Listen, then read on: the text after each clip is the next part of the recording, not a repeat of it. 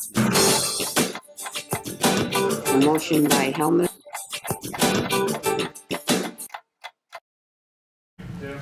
Welcome to Minutes by Minute. I'm Elgin Nichols. And I'm Dave Kenny. And we're here to talk about what goes on in the village, the township, and you know those government people that make laws and regulations that affect you out there. That's right, Elgin.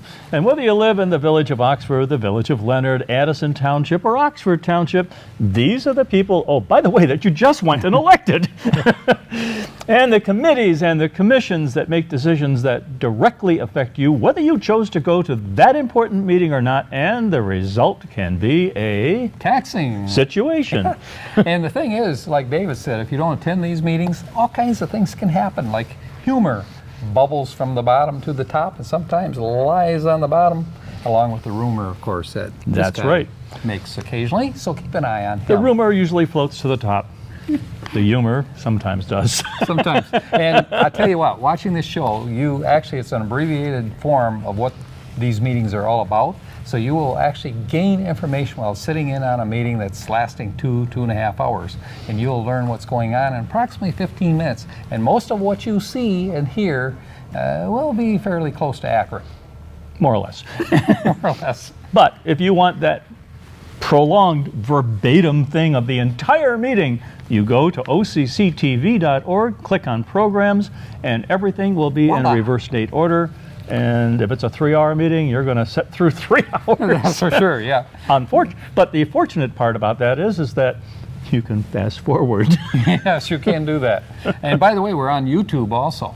So YouTube, yeah. and occasionally on Facebook. Yep. So what do you do to get to YouTube? Just type in on YouTube, you type in Oxford TV, usually, or television. Sure. Oxford Yeah. TV, right?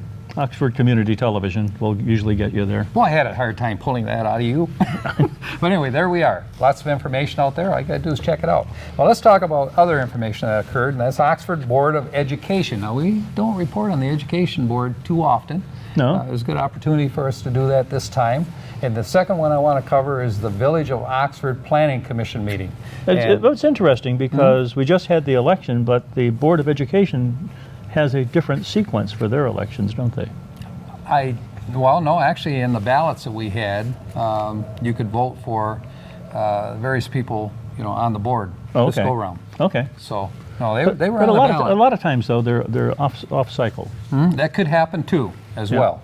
But this time, I know there was a couple of issues on the ballot. One was from Lake Orion, people that live in Oxford, but their kids go to Lake Orion schools. There's, I think, a millage question on the ballot for them. Oh, really? So actually, in the township, Oxford Township, we had 2 separate ballots, for if you lived in Oxford, but your kids attended Lake Orion schools, then you had to fill out a certain ballot as opposed to the Oxford. So we had 2 ballots to run.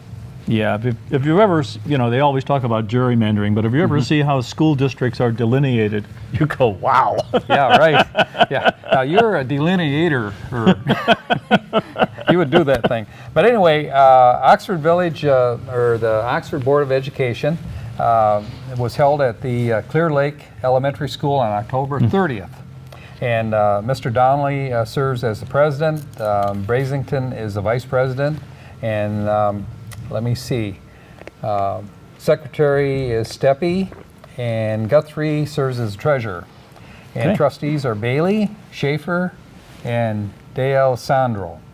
And of course, Tim Throne as the supervisor of the supervisor of the school, superintendent. He was there as well. And now, with the election, did they change any of these people? yeah, some people were added. One of the persons that was running was Kelly Rossner-Meyer, and unfortunately she came in last in this, so she won't be on the board. Okay. But the others were chosen by the residency. Okay. So Residency? Yeah, by the Residents. residency. C's, those people. Okay. CC? Right. All right, those people that are in the community that send their kids to school, that kind of thing, and taxpayers. So you just said taxpayers? Taxpayer? Yeah. Now, he wouldn't be one of those. Well, he is a taxpayer, but not in this community, right? No. How long ago has it been since you were left? Left what? I was in Oxford at one time, but Yeah. then I moved to God's country out in Brandon. Did you move it from Oxford to there? Because I think God's Country is still here in Oxford. I'm pretty sure. Ask these folks. Pretty sure. And we'll leave that till later. Yeah, and you can check out your flat tires on the way home tonight. Whoa. All right. And you we wonder could why I even go left. Right. Yeah, well, we're trying to give you the hint. Eventually, you did take it. And these are nice guys. All right, let's get back to the school board meeting and be nice to these people. They did the pledge, of course, and unscheduled public want to speak on unscheduled items. And what happens here with the school board is they're required, the people that want to speak, to fill out a form, a card, their name, information, and the reason for why they want to speak. Really? So, yeah. So it's a good thing. It actually expedites things. Because It have you ever does. seen any of these Do they actually have to write down what question they're going to ask? No. Just kind of a topic. Like, going to talk about gerbils. Going to Okay. talk about kangaroos. Well, that allows them to sort it out too, whether it's actually an agenda item or not. Right. Okay. And some things might not fit in, but these are items Sure. that aren't going to be fitting in as a rule. So the next thing that came up was the agenda, which was approved immediately for the October 30th meeting. Consent agenda, of course, is the thing that falls in line, which includes the minutes. And there was a change to the minutes. They added a statement of a proposed lab amendment, which will not come from the school. In other words, the payment for the process to do this lab project is going to come from the county. And so you folks out there I take won't it have this to pay is for chemistry, not the dog. it. Yeah, could be. I don't know. But it's about of $25,000, so it's not Oh, wow. chump change here. That would be an expensive But dog. it's nice that the county has stepped up, to take care of this, All right. for Oxford. Clear Lake leadership team. That was very interesting. The leadership team was presented. 3 young students who serve on the student council. Uh-huh. And one is Chase Crisona, who is, by the way, a pretty good little speaker. I want to say he's probably about 10 or 12, 13 maybe in that area, 10, 12. Very good speaker, good voice. The other one is Missy McCulloch. She was one of the individuals that stood up, a young person. And the last person, his name is Carter. And they gave a pretty good presentation by the supervisor in charge of this group. And as far as they do, as far as student, leadership capabilities and what they can do and what their program consisted of. Very well done. Yeah, Interesting kids. I think people like on the student council sometimes they go off for training, don't they? Yeah, they do. But it's a good way to start when you're quite young like this. Yeah. And you become the leaders of tomorrow. Our future leaders of tomorrow. Right, kind of like this guy. Okay. Sure. White House Collections was the next thing, Academy, and they have to set a lease agreement with them, and they needed space to have their meetings and so forth. Which academy is that? It's called the White House Collections Academy, and it's part of their academy group that they have. Is that for school? That's not like a charter. I don't know if it is charter. I don't think it is. Okay. But it it's- exists within the school? Within the school. Yep. Well, they have a lot of little subunits in there, don't Right. they? They do have a lot of them, and they meet the needs and requirements, of the community and the kids. But what are the needs and requirements that they are specifically serving? Well, they need space here for this, and what they're doing is part of the Scholastic program. Oh. So that's what that boils down to.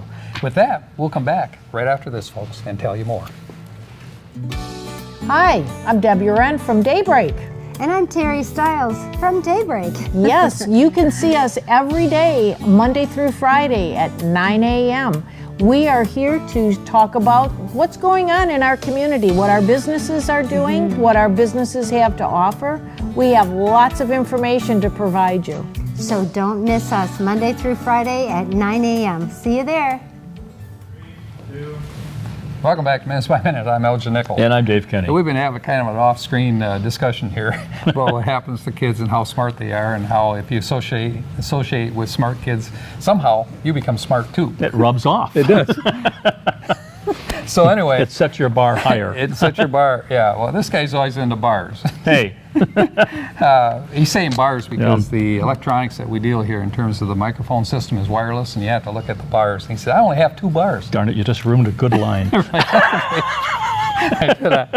Okay, so anyway, let's get back to this. So Sam Barna is in charge of finances, and of course he had a representative speak for Yo and Yo who worked on the fiscal year audit. And just to make a long story short, Yo and Yo? yeah, Yo and Yo, Yo-Yo, bunch of yo-yos did this, but Okay. they did a good job. And when it was all finished, they said, attaboy. There you go. Yeah, they did a good job. And, They run a tight and, ship. Yeah, tight ship, very good ship. And I'll tell you more about that as we go move along here. Because a little bit further, a gentleman spoke up as to the real power of what goes on within your school system out there in your administrative group. Oh, Okay. So there were a couple of accounts that were reconciled, though there were some concerns with the budgets. It was pointed out by the audit, and that was taken care of, all corrected.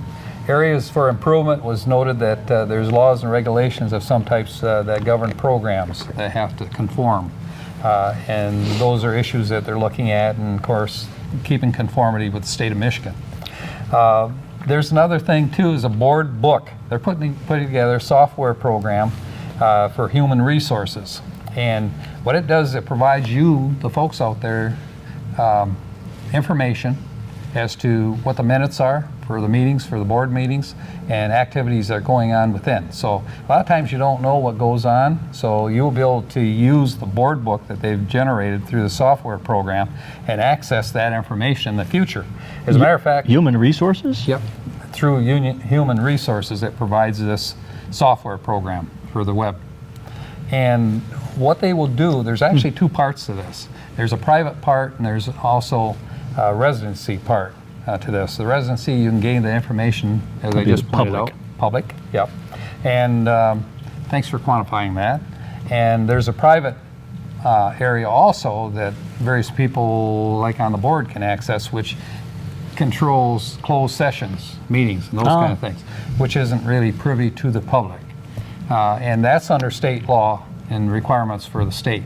So Right. they had to have 2 parts for this when they put it together. Make that story shorter, we're going to say that it was all approved and everybody was pretty delighted with it, and they've actually accessed the test samples that they had out there to get to it, and they said it was very easy to use. And so they said, well, what should we do? Should we eliminate? Did they get this from a firm or something that they developed themselves? No, they didn't develop it themselves. It's a package, I'm sure, that they that other school systems are using, I see. and they just expanded it to theirs, I believe. I think that you can always tweak these programs somewhat, and I'm sure there's a person in control. I was just puzzled by the human resource Yeah. relationship. Yeah. So anyway, it's a good program. And they said, well, do you want to discontinue the old system now and go with the board book? Because the old system really didn't give you any timely information at all. So you folks would know what's going on out there, or what did go on even. And this will maintain a history file as well. So you'll be able to check back as far as you like, you know. If you want real history, you go to OCCTV.org and get the entire meeting. Yeah, you get the pictures and everything. I mean, it has sound, audio, everything. You know, pictures, all, you know, we make it pretty fancy too sometimes. Absolutely. Yeah. What they call CG generation. Good thing. I can see What- that. what generation? That faceless expression. What generation? Character generations, you know, and explosions and things. I mean, we do all those things. We all, it's called fancy. I think we better move on. I think that I pretty much drowned it in this one, haven't I? Okay. All right, we'll move on then. We're crossing the bridge. Student services was the next thing that came up. Schools of choice approval for 2018-2019. Enrollment dates were established for the second semester. It was approved immediately. Public non-agenda items. Bruce Myers stood up and he said he was concerned with the audit deficiencies or difficulties that occurred to the amount of $122,000 roughly, which, by the way, was addressed Is that what the audit cost? No, these are deficiencies within the audit that was Oh, found. okay. And according to Tim Throne, the superintendent of the school system, he explained all this and how it worked and how they were going to adjust and so forth. So actually, Mr. Myers said that he was satisfied with the explanation when it was all said and done. And let me see what else they do. Website, he said information for the public was a great improvement. He thought it was. And so he sat down, it was finished. Larry Rossner was the next gentleman that spoke, and he said the programs involving state laws he was concerned with, and he wanted to address the school board as far as their responsibilities and reminded them of what their responsibilities might be. And I think they're pretty knowledgeable of what their responsibilities are. Anyway, he didn't have to shake his finger or anything. It went pretty quick, and Larry sat down. Next gentleman is one I want to talk about, and his name is Patrick Deemer. And he said, I did a research. He said, within the state of Michigan and other school systems, he said, I pulled up all the stats information. He said that he found out that through the candidate forum attendant program that they have in the state of Michigan, that that Oxford's rated number 26 of 27 rated in Oakland County in terms of the lowest amounts paid per student. Now, did you know that Oxford schools... Is that also known as bang for the buck? It is. Yeah, talk about banger. Let's talk about this. Because Oxford schools, when it was all said and done, I mean, it varies to some degree, but it comes out to about $9,000 per student.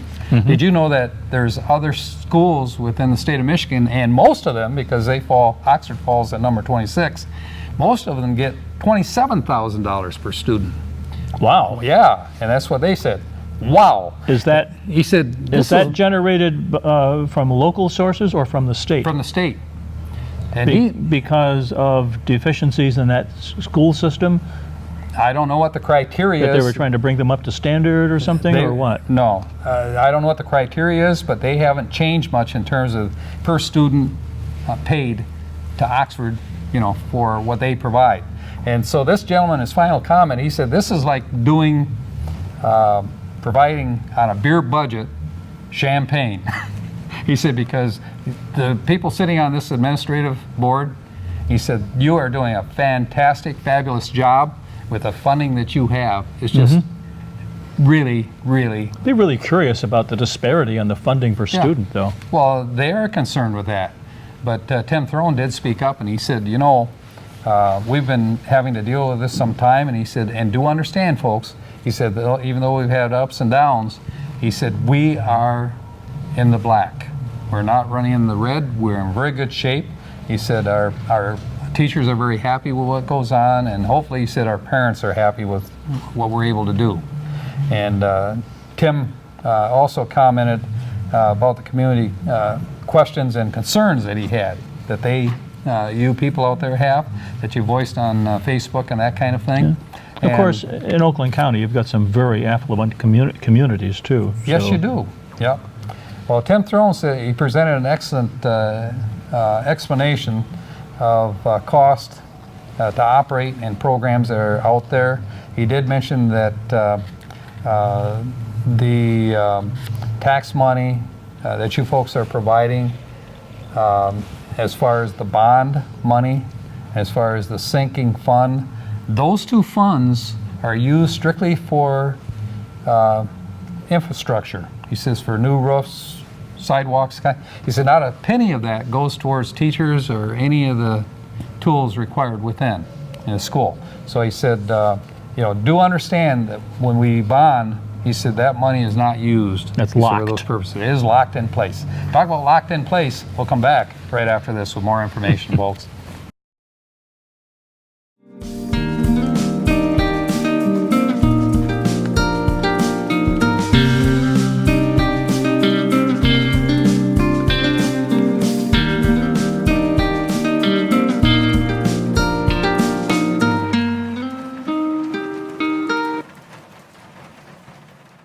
Welcome back to Minutes by Minute. I'm Elgin Nichols. And I'm Dave Kenny. And we've been having another great discussion right off air here. But anyway, we don't want to get into that one again. We should have maybe taken notes. Yes, we should have. Okay. Well, we're going to finish this up with the school board by saying that there was a final note from Tim Throne. He said that understand that they reduced the number of foreign students for the school. That you folks out there have spoken. By quota or just simply They're by just going naturally to, happening? They're going to change the program somewhat to reduce it. For example, there's two groups. There's an F1 and a J1 section for foreign students. The F1 qualification, tuition is paid in full by the student. None of the tax money that you folks have go towards an F1 rate, and there's only one student Coming there from the for this. bank of mom and dad. Right. That's where it's coming from. Now, the second one is J1, which that student does receive funding from the foundation, from the state of Michigan. So that would involve tax money. And there's, I believe, 2 students in that particular group at this point. Can't reduce That's that it. too much, can you? Not too much, pretty much down. Yeah, it is what it is. Whatever happened to the Chinese program? Well, that's part of it. Okay. You know, and the folks spoke out there and they said we need to concentrate more on local students, that kind of thing. So that's what they're doing, but they're still But accepting foreign If students. mom and as dad are well. paying the full tab, Yep, yeah. Then if they have room for them, if there's a vacancy, you know, then they can come in under the FN. is Oxford F1 a school of program. choice?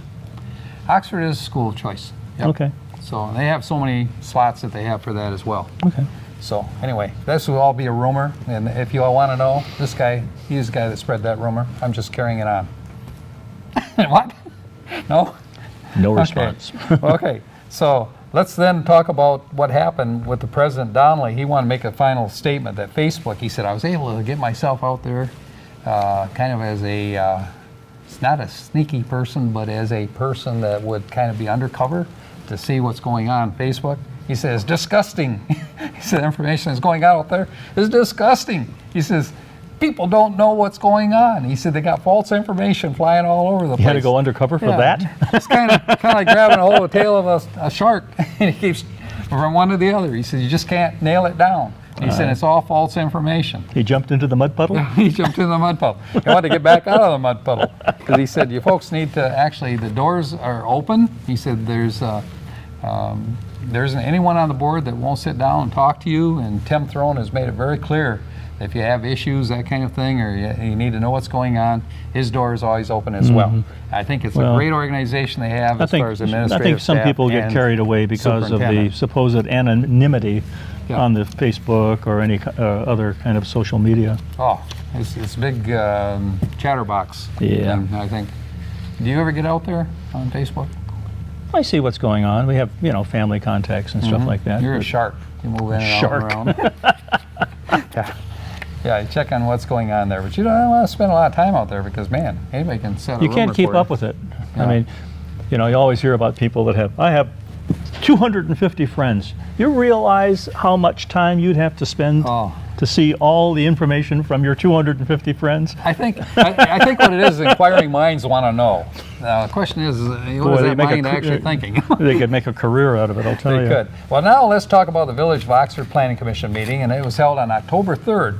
Gary Douglas serves on that board as the chair. Rose Bema is on that board. Well, she's also the, ZBA chairperson. And Jack Curtis, who's with the township, serves as a trustee with the Oxford Township. We have Nancy Pilak, who's the newest person on this board. And Maureen Helmuth, of course, serves on the village council. And you've got Adam Johnson. Gary Deeg serves on the board, but he was absent and he was excused for this particular case. Had a illness or something within the family. Terry Teach is the village clerk, and she was doing the minutes and what was going on as far as that goes. So they did the pledge. The agenda for October 30th was approved immediately. Minutes for October 16th, 2018 were also approved. And so we're moving through this pretty good, aren't we? Yes, you are. All right. I'm proud of you. Only too proud. We're coming up to the meat of it. Oh. Correspondence was the next thing, and there's a site plan and special land use information provided by McKenna and Associates. Now, Mario is the representative for that firm, and so that was immediately approved as well and received and filed. Special land use? Special land use, and it's for the whole thing was for the One Drop tasting room. Remember that? Oh, yeah. Here we are again, That's back the to- road that comes off of Glassby. I forgot what the name of the road is. Yeah. The name of the road was Oakdale. Oakdale, Road. okay. Yep. So anyway, they immediately approved and received and filed that information because it has to be on record. Old business was the next issue, and guess what? Old business. What? You're going to be surprised. Special land use permit for tasting room for 130 Oakdale, which is One Oh my gosh, Drop deja vu. Brewing. Here we are again. All right, so that was approved in recommendation to the village council to move forward with it. So you know that they couldn't, the village or the planning commission doesn't actually make these rules. They make And recommendations. They make recommendations, and it has to go before the village council. Village council then will approve or deny. They may send it back if they don't like what they see, or they'll go ahead and forward with it. Next thing was new business. Guess what? Oh, no. Says back again. Site plan approval for the 130 Oakdale One Drop Brewery for the building. Now there they discussed lighting, they discussed water usage and all kinds of things. Ben Snurl is the owner. He spoke before the Planning Commission meeting. Did a good job presentation, and he was commented by Gary Douglas, the chairperson, that it's good to do business with somebody that is mature and capable of putting things together like this in a systematic way. So Yeah. he's pretty happy with that. I used to video the planning commission from time to time, and I know. sometimes people would come in ill-prepared, as they say. Well, this guy is well prepared, which is a good thing.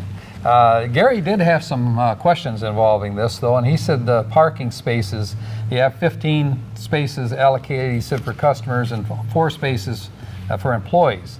He said, but I see that in the future you're planning on building a cooler, walk-in cooler, where the 4 employees are going to be parking. He said, how do you intend to do that and still have spaces, you know, for your employees? And the answer was, Stack them. no.